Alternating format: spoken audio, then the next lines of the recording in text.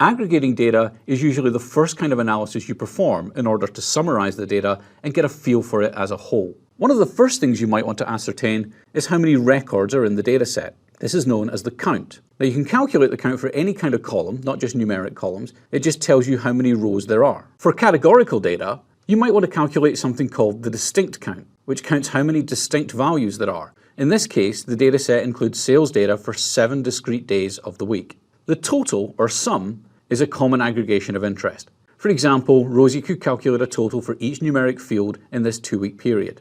Now some of these totals are potentially useful. For example, Rosie can see that the total revenue, the total number of lemonades sold, the total number of flyers distributed, and how many centimeters of rain fell during the period. But some of the totals aren't so useful. The total temperature is meaningless, as is the total price. The average is calculated as the sum of the field values divided by the number of records.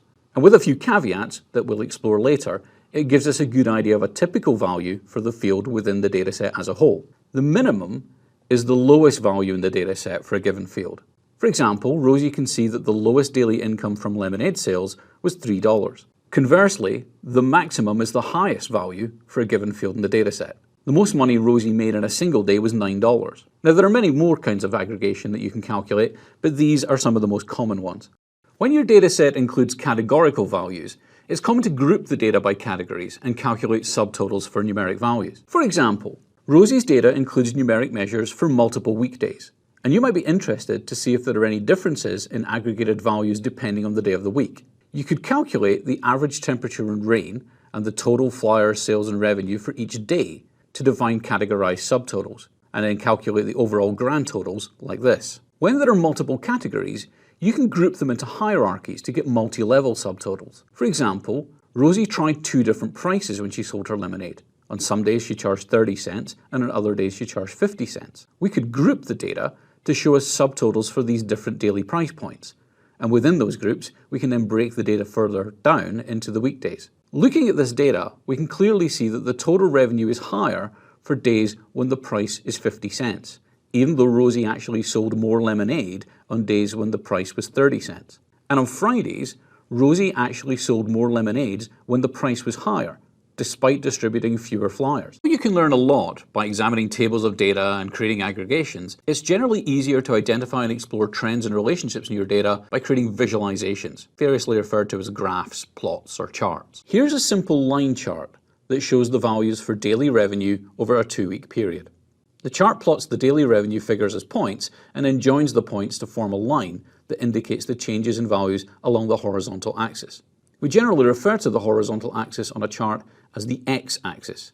In this case, the x-axis represents time in the form of the dates from the lemonade sales dataset.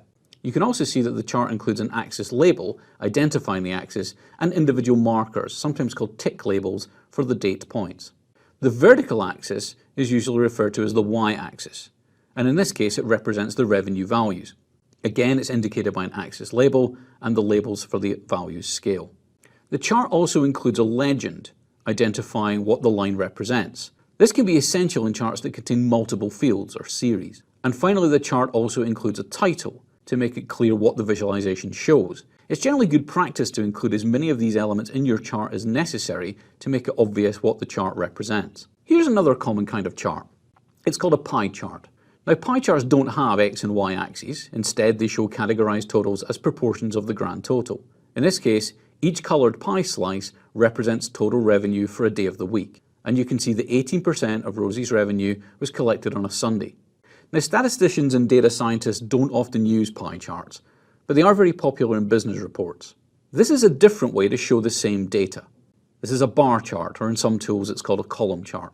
Each bar along the x-axis represents a weekday, and the height of the bar up the y-axis indicates the revenue. Bar charts are often used to compare numeric values across categories. You can compare across multiple categorical variables by adding multiple series or conditions. In this case, there are now 2 bars for each weekday, one for the days on which Rosie charged 30 cents for lemonade, and one for the days on which she charged 50 cents. When you need to compare 2 numeric values, you can use a scatter plot like this. The plotted points show the intersection of the value for the field on the x-axis, in this case temperature, with the value for the field on the y-axis, in this case sales, for the same record. In this case, Note that the plotted points form a diagonal trend, in which records that have the lowest temperature also have the lower sales, and conversely higher temperatures seem to coincide with higher sales.